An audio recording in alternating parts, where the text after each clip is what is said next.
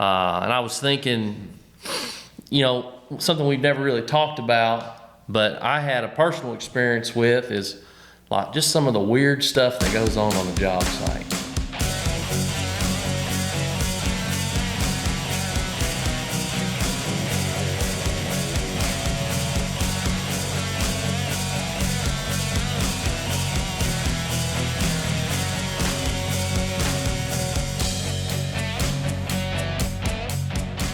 All right.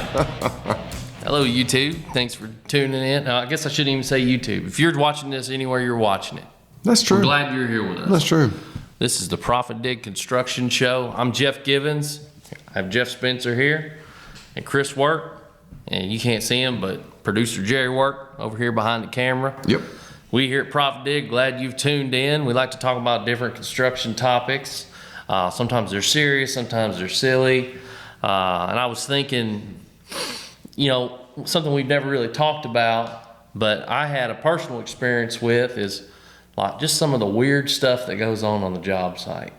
And I'll give maybe an example, and then we'll see if you've got some interesting stories yourself. Cool. But I remember working on a big job site. The kind of work that I was doing at the time was around like factories and different facilities. They have shut down windows each year. So any type of maintenance work you need to do, that's when you really get all of your refurbishing done or upgrade of equipment, whatever it might do. We were working in a paper mill in Oklahoma, and we showed up and it was 120 people from our company there.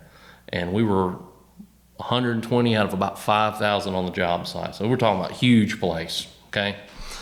And I got stuck with this crew that I wasn't real familiar with, and most of the guys were pretty cool. Got to know them a little bit throughout the day, and one of the guys disappeared about halfway through the day.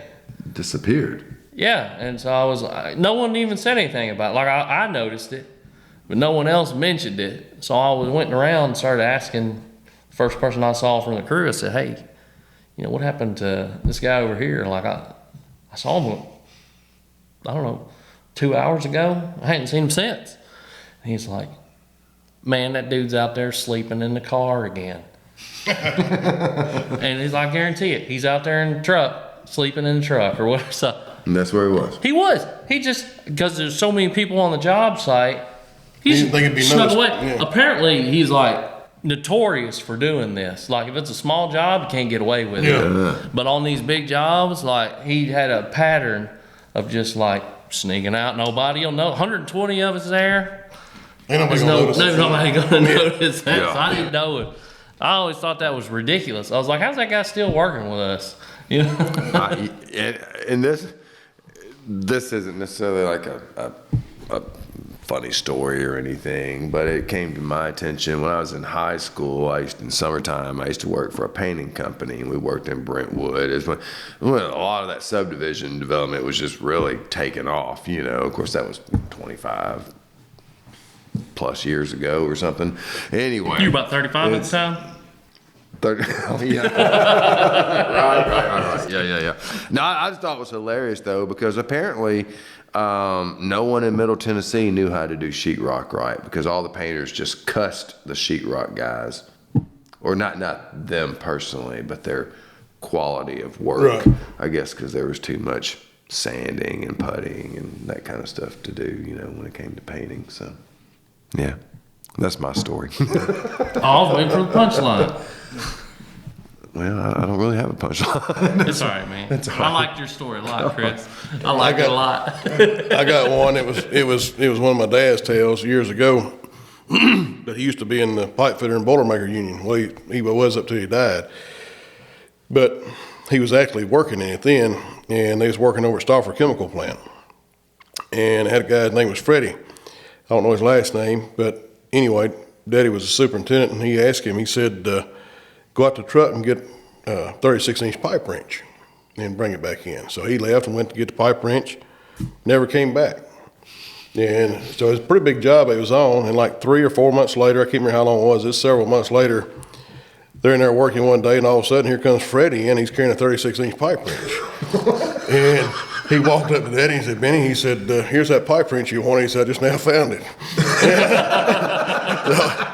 so evidently he had quit and went to work somewhere else and didn't like it and came back. But anyway, he got the nickname called Lost Freddy. Lost Freddy. Oh, man. So he saw that as an opportunity to just walk off the job site. Yeah. And once he got outside, he's like, I'm going on home, I guess. I have a question. Was that your dad's 36-inch pipe wrench, or did he bring his own that time? I'm not for sure. I'm not for sure. Yeah, this looks awful different. Got my damn initials on it, right? Yeah. Yeah. No, it's funny. yeah, it's funny too. Like some of the things you see once you get used to certain site conditions. Like one thing I've noticed too is like every crew that with this the same company I was talking about before. Every crew has one little guy.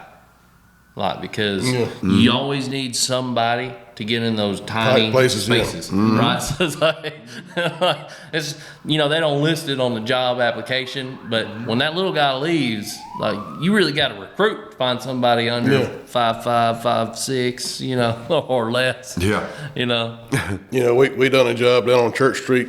It's been probably 25 years ago. Downtown Nashville, and they had a lot of combination sewers down there, storm and sanitary sewer combined. And there've been a lot of, of course, downtown Nashville, it was growing up and a lot of shops and stuff, and in the summertime it had pretty good odor to it. So Metro was wanting to do away with that. So we were actually going down in and building block walls inside the storm system to separate the sanitary and the storm. Well, we'd done the main line, then we had to go back, and we had the catch basins. We had to actually break the bottom out and tunnel down and pipe them and tie into what the new storm drain was. If the storm drain wasn't on the side of the storm drain, it was on the side of the sewer, we had to repipe it. So anyway, we had one, it was extremely deep, and we broke through it, and the guy working for me, his name was John. It was me and Ron and John on this particular job. So John was the tallest one and about the slenderest one. So we got to a certain point, we couldn't reach no further. We had some post hole diggers that we had actually welded longer handles in, so we reached deeper. We got down to where we had to tie in. It was like 8 feet down. So me and Ron was holding John by the ankles, and he had a tamping bar, and he was down there trying to bust through the pipe to get the other pipe, into it. Yeah. Well, his pants started coming off. And we were done. We already got tired. We were wore out. We had a cop there directing traffic for us, and cop was a big old guy, and he saw us struggling. He come over there and he grabbed John by both ankles and just relieved us and just pulled him straight out of there like he wasn't nothing. But we was about to lose him. That's hilarious. Yeah. Well, that's funny. But more importantly, always make sure you're wearing an OSHA compliant belt. Yeah. You don't want to slip out of those pants in that situation. You want those pants to stay on, all right? Yeah. I remember I was in a job in Bogota one time, and we had to get into this situation, and I was the one that had to go in, and we couldn't figure out how to get into this certain configuration, but they had an emergency stretcher, like a long board, right? Yeah. And so I'm in Colombia with a bunch of people that don't speak English, and I don't speak Spanish very well, but we're using Google Translate, and they're saying, you need to get on the stretcher, and I'm thinking, okay, it has to be me, and they were like, we don't know how to do what you're about to do. And so they get this stretcher down, they put it on the ground, and I'm laying on the stretcher, and so there's these guys they're like 4 of them lifting me up, and I'm not a small guy, but they're hefting me up, pick me up, and slide me into this containment unit on switchgear to try to get up into the cable compartment so I can do what I need to do. And that's the only time I've ever been on a stretcher. But going in, I felt more comfortable than when we were coming out, because they would just point. I was worried I was going to come down too fast. See, the difference between you and I, if I'd been on that stretcher and they put me up there, my first thought was like, they're going to leave me. Yeah. That would have been my first thought. They're gonna turn this back on, and I'm going to be baking. Yeah, exactly. Yeah, for sure. Bunch of cannibals. Got to be careful what you ask for. They may say, thought you said turn the power on. Yeah, well, yeah, Yeah. that's true. Well, but it turned out all right. We got the job done. But what about you guys? You got any interesting stories that you want to share with us? We'd love to hear them. Yeah. Absolutely. Thanks for tuning in. Yep. If you liked the content that we're producing, like the video, share it with your friends, subscribe to the channel, leave us a comment. Maybe there's something you want to hear about, Yep. different topics. Don't be afraid to bring something up. We love it, being able to interact with the community. Yep.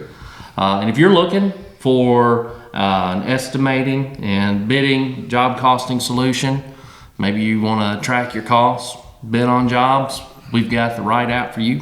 It's all in one application. That's right. All in one. 99 bucks a month. Yep. That's it. Yep. Yep. ProfitDig.com. Check us out. Yep. Thanks, everybody. See you Thank then. y'all.